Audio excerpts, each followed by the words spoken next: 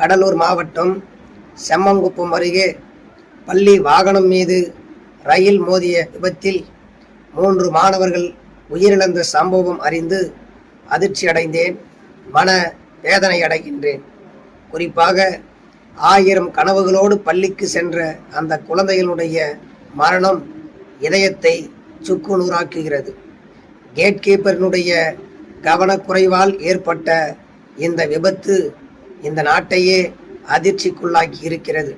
மேலும் பாதிக்கப்பட்டு மருத்துவமனையிலே அனுமதிக்கப்பட்டிருக்கின்ற குழந்தைகள் நலமோடு வீடு திரும்ப எல்லாம் வல்ல இறைவனை பிரார்த்திக்கின்றேன். உயிரிழந்த குழந்தைகளுக்கு எனது ஆழ்ந்த இரங்கலையும், குழந்தைகளை இழந்து தவிக்கின்ற குடும்பத்தினருக்கு எனது ஆழ்ந்த வருத்தத்தையும் ஆறுதலையும் தெரிவித்துக் கொள்கின்றேன்.